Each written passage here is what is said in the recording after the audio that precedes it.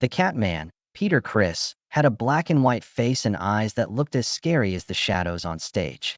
Thunderous drums reverberating through the arena, and Beth's painful words were whispered in a raw voice that was shaking.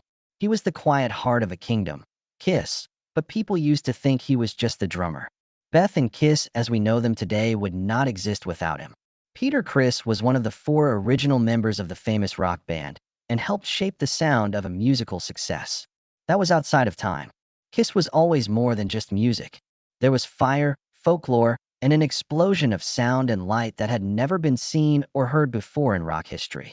In spite of his huge fame, Peter was always the one who stayed in the background, fighting not only his colleagues, but also himself and fate.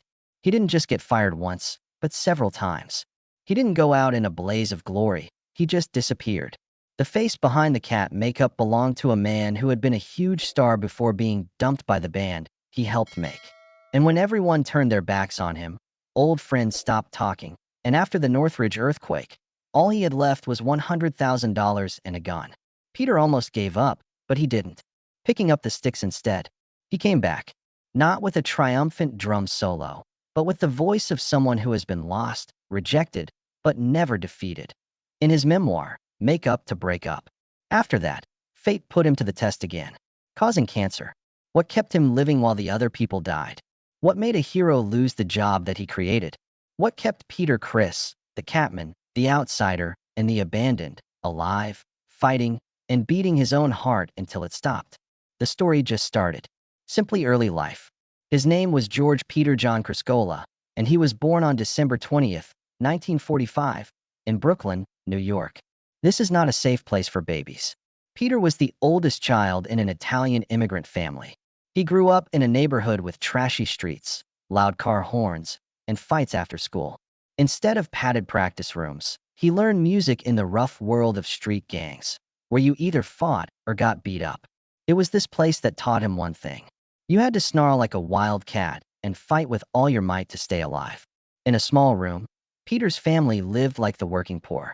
Joseph, his father, was a quiet worker, and Loretta, his mother, was a strong-willed woman who kept the house running with strict rules and her unwavering Catholic faith.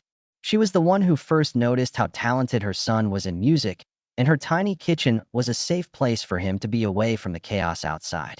Peter used to say that he learned to play drums by tapping spoons on the kitchen table. Over time, he said, he turned every everyday item into a musical instrument. But jazz, not rock, was the music that really changed his body and mind. Eugene Krupa and Buddy Rich, 2 drummers he would later call the gods of drumming, played snare drums with him as a child.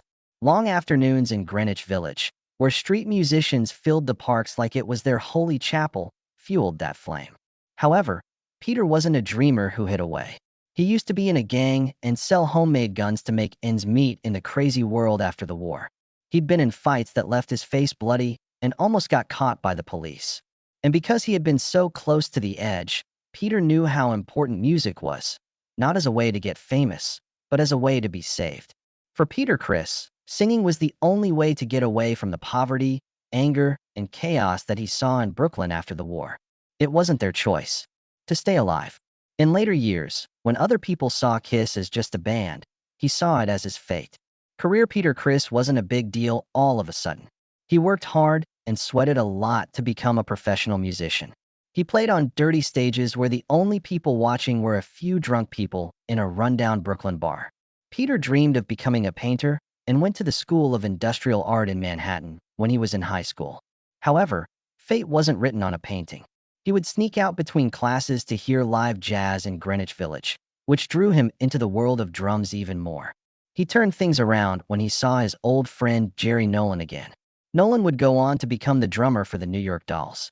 Jerry was the one who taught Peter his first beats and started the fire of love that would last his whole life. Christopher started playing in local bands such as the Barracudas, Chelsea, and most famously Lips, which he started with guitarist Stan Penridge in the late 1960s. Even though the band mostly played songs in cheap East Coast clubs at the time, Lips was the first big step toward Peter's rock goals. Even though Peter didn't become famous during these years, they made him tough, strong on stage, and unable to be broken. These are all qualities that are needed to survive in the tough music business. The door wasn't just there for Peter to knock on. He built it himself. He put up a small ad with a bold line in Rolling Stone magazine in 1972. Drummer who can also sing, looking for a band to help them get to the top. Two young musicians who were looking for new players for a project saw that ad and reached out to you. Simmons and Paul Stanley. A few weeks after the tryout, Peter Criss was hired as the drummer of an unknown band that didn't have a record deal or a manager. They just had a dream and some crazy ideas. But after that, not only for him, but also for the history of rock music, a new scene started. A successful career. KISS became a real name in 1973 when a spark was lit in the dark. Bars in New York that caught fire and became famous for their fires. With his Catman mask and black and white face paint, Peter Criss wasn't just the drummer. The original group could not have been the same without him. There was Simmons, the bloody devil, Paul Stanley, the sweet seductress, Ace Frehley, the spaceman with electricity, and Peter, the wildcat, driven by instinct and full of fire. KISS was not like any other band at the time. They showed people something that had never been seen before. Fireworks, fog, fake blood, platform boots that are almost 2 feet high, and rock songs played as if the world were ending tomorrow were all there. While everything else was going on around him, Peter Criss sat behind the drum kit and always stood out. It wasn't just his unique jazz rock drumming. It was also his painful voice and unpredictable artist vibe. He did more than just play the drums. With each hit, loud like a storm or quiet like water seeping through a mask, he told a story. With several first records, KISS quickly took over the American youth music scene. KISS, Hotter Than Hell, and Dressed to Kill were all released in 1974. But the band didn't really break out until Destroyer, 1976. One song that helped with that was the surprise ballad Beth. I hear you calling, Beth, but I'm not able to come home presently. People were moved to tears by Peter's singing from the very first lines. Beth is a simple, sad love song in the world of KISS's flashy music. It came from Peter's own troubled marriage. It was the voice of a musician who gave up everything for music, even the people who cared about him. Beth wasn't just KISS's first top 10 hit. It also showed that the people behind the masks had real wounds. KISS made more important albums after Destroyer, such as Rock and Roll Over in 1976 and Love Gun in 1977. This was the band's golden age. Black Diamond was the first song Peter played on stage, and Beth, the quiet soul in a storm of sound and light, was the last song he played. His style of drumming, which was a mix of jazz, swing, and classic rock, was different from the speed and technique-focused metal players of the time. Even though Peter wasn't the best at playing the drums, he was the only one who could make them sound emotional. Within a world of screams, he left a sigh. The light doesn't stay on forever, though. Behind the painted masks and #1 hits, there were cracks appearing. The craziest of them all, Peter would be the first to be pushed out of the famous whirlwind. That's a different story, though. As of this very time, in the middle of 1977, the Catman was still ruling rock and roll, while KISS reached heights never seen before. Troubles in life. Peter didn't decide to leave KISS. It was pushed him out. In 1979, when KISS was still making a lot of money, Peter, the founding drummer, the voice behind Beth, and the band's raw, instinctive soul, was slowly being lost by the people he helped build. Long-term problems with Paul Stanley and Simmons, disagreements about art, acting strangely in the studio, and becoming more and more dependent on drugs and drink made Peter feel more and more alone. Some shows and records didn't have him finish because other people played the drums instead of him. Before Unmasked, 1980 came out, his picture was still on the cover, but he didn't play any drums on the record. He had become a shadow from co-founder. The car accident followed. A hard hit that broke his right hand, making him think he might never be able to drum again. His fame fell, his job was in danger, and his personal life fell apart.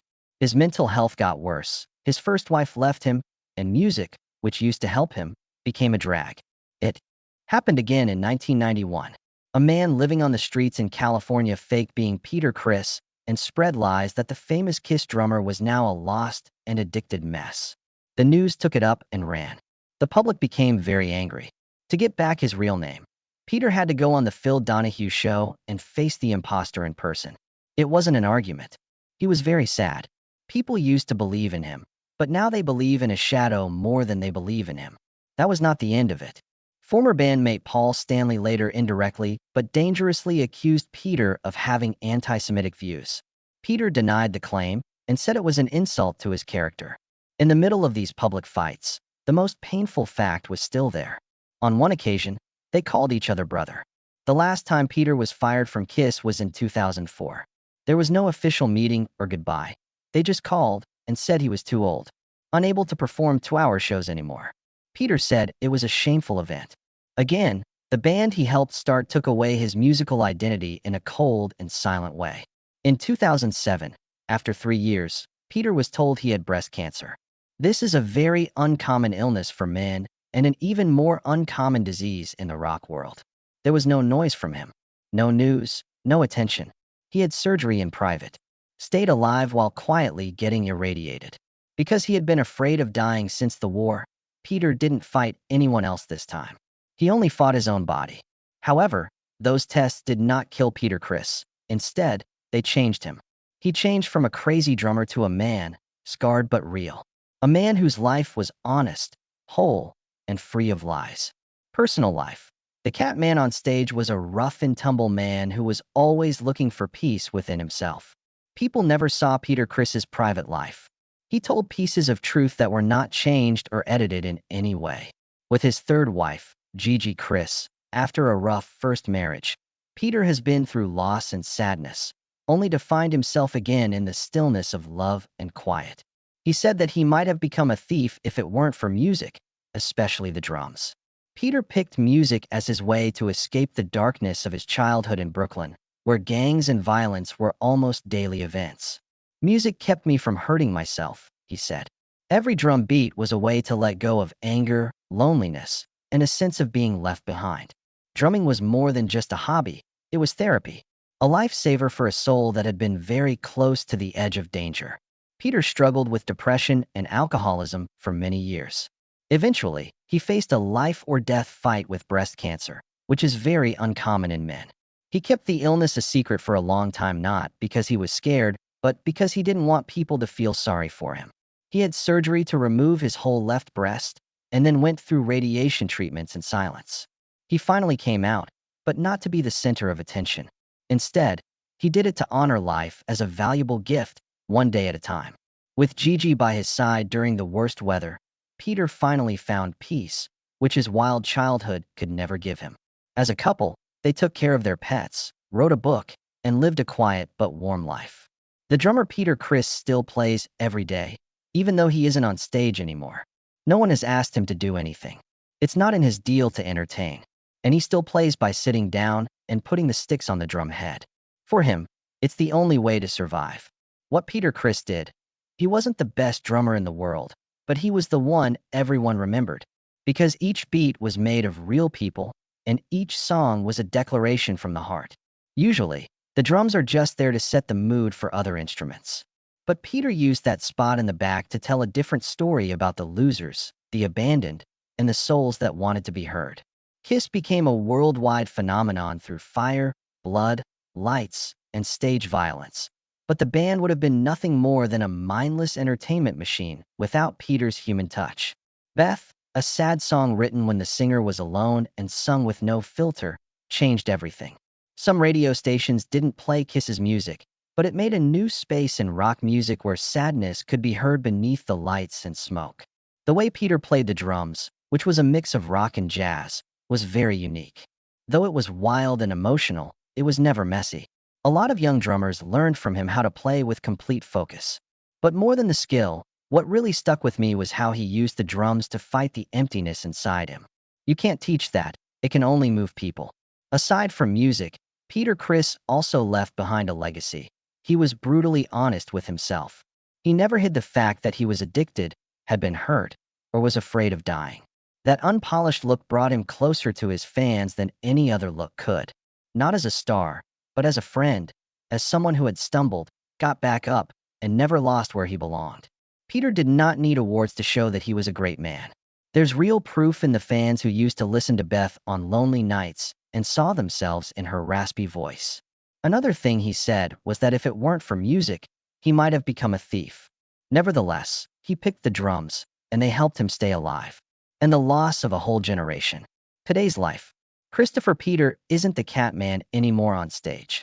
A man in his 70s lives in peace and quiet in New Jersey with his third wife, Peter Criss. The drums are quiet, and the smoke and fire are long gone, but he still feels a strong need for music. Peter hasn't been seen in public behind the drum kit since he announced his retirement in 2017 with a show at the Cutting Room in New York. Instead, he writes, works in his own studio, and works on deeply personal projects like an unfinished solo record and an unpublished children's book.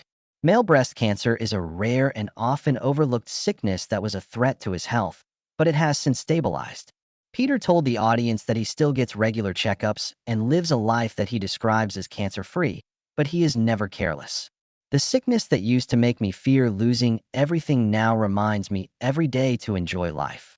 Even more impressive than his physical healing is his strong spirit, which is still angry, unwilling to apologize, and steadfast in his beliefs.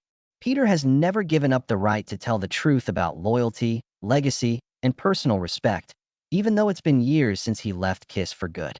He does some short interviews from time to time, not to defend himself, but to tell everyone that behind the black and white paint was a man who was hurt, fragile, but never defeated. For his fans, Peter Criss isn't just a sign of rhythm anymore. He's also a sign of strength. This man lost everything: his band, his money, his health, and his pride. But he still rose again, humbly but with clear pride. And at this point in his life, he may not be holding on to a drumstick at all. Instead, he is thankful to everyone who ever paid attention to the beat of his heart. The man behind the cat makeup and the heart full of scars, Peter Criss, was never a trendy figure. His bravery to scream in the dark made him famous. He was brave enough to fall into the abyss and get back up, hands bloody and all, just to keep living his life. There are a lot of fake idols in the music world, and tales are often made up by media myths or romanticized memories. Peter Criss is the honest truth. It was painful, rebellious, and not perfect. For sure, that's what makes him unique. Not because he helped start KISS or because Beth made the band famous on the radio, but because he was a real man who never tried to hide the bad things in his life or say sorry for being himself. According to Peter, if it weren't for the drums, I might have become a criminal. What sounds like a joke has a deep meaning. Music was more than just a hobby, escape, a way to stay alive, and a way to make things right. His beats were more than just music. They sounded like a cry, a plea, or a heartbeat. Peter Criss is no longer a drummer because he is almost 80 years old, but he still likes to share stories. What happened to a poor kid from Brooklyn who made it to the world's biggest stage, but was then kicked off? In any case, this is the story of someone who never gave up.